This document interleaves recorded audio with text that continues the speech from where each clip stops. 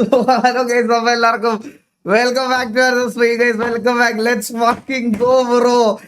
എന്റെ ദൈവമേ, എത്ര നാളത്തെ ആഗ്രഹമായിരുന്നു അറിയാമോ എന്റെ പൊന്നു. എനിക്കെന്നെ ഒന്ന് ആഘോഷിക്കാൻ പോലും പറ്റിയില്ല ലൈവ് വരികയാണെന്നുള്ള ഇതിൽ. Rambo bro, thank you so much. Look at the chat guys. എന്റെ പൊന്നു, എന്റെ ആളിയ എന്തൊരു കളിയടാ കണ്ടത്. എന്റെ ദൈവമേ ഗൈസ്, ഞാനൊരു കാര്യം ഞാൻ സത്യം പറയാമല്ലോ. ഞാൻ നമ്മുടെ ലൈവ് കാണുന്ന ആൾക്കാർക്ക് പ്രത്യേകിച്ച് അറിയാവുന്ന ഒരു കാര്യമാണ്. ഞാൻ സഞ്ജു ചേട്ടനെ പറ്റി ഈ ഇടയ്ക്ക് പുള്ളി ഭയങ്കര ഡൗൺ ആയ സമയത്ത് ഞാനിങ്ങനെ ഇത് പറഞ്ഞായിരുന്നു.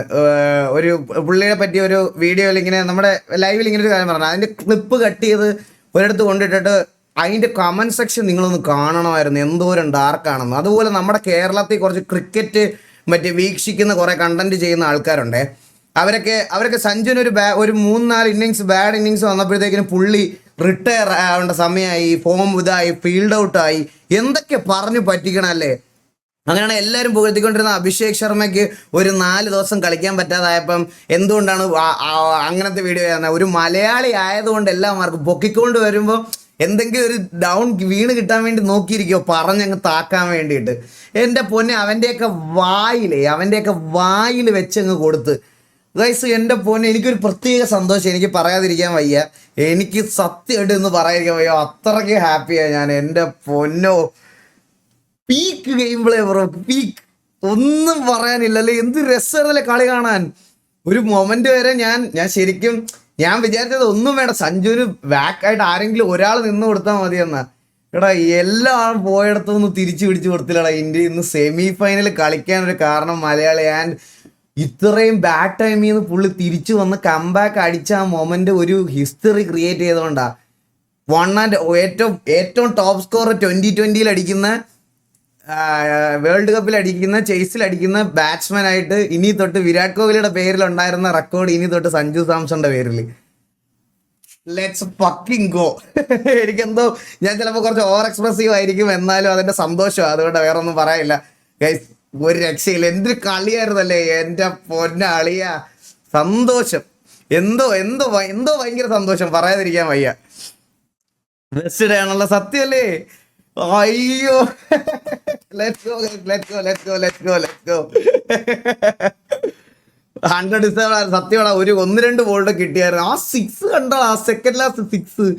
എൻ്റെ പൊന്നെ, പുള്ളി എന്ത് കാമായിട്ടല്ലേ ബിഹേവ് ചെയ്യണേ. എൻ്റെ ദൈവമേ, ലെറ്റ്സ് ഗോ. എല്ലാവർക്കും സന്തോഷമാണെന്ന് എനിക്കറിയാം. എൻ്റെ അബ്സല്യൂട്ട് സിനിമ. പിന്നെ അല്ലാതെ അയ്യോ, ഇന്നെങ്ങാണം ഞാൻ ഈ കളി മിസ് ചെയ്ത് ലൈവ് ഇട്ടുകൊണ്ടിരുന്നത് ഞാൻ എന്നെ തന്നെ അടിച്ചു വന്നേനെ. എൻ്റെ അമ്മോ, എല്ലാവരും കളിച്ചടാ. അങ്ങനെ ഓരോരുത്തരെ പറയാതിരിക്കാനില്ല, എല്ലാവരും അവരവരുടെ കോൺട്രിബ്യൂഷൻസ്. ആരും മെയിൻ കാര്യം എന്താണെന്നറിയോ, ഒരാളും ബോൾ വേസ്റ്റ് ചെയ്യാതെ അങ്ങ് പോയി. മനസ്സിലായ? എല്ലാവരും ഒരു ബോൾ പോലും വേസ്റ്റ് ചെയ്യാതെ എന്ത് കോൺട്രിബ്യൂട്ട് ചെയ്യാൻ പറ്റുമോ അത് ചെയ്തിട്ട് അവരങ്ങ് പോയി. അതുകൊണ്ട് വലുതായിട്ട് ബോൾ കളഞ്ഞില്ല, എല്ലാം കൊണ്ട് set. What pressure, what pressure. Kerala story. പിന്നെ ഇതൊക്കെയല്ലേ സാധനം. സന്തോഷം ഗൈസ്. എനിക്കെന്ത് പറയണമെന്ന് പോലും അറിഞ്ഞൂടാ.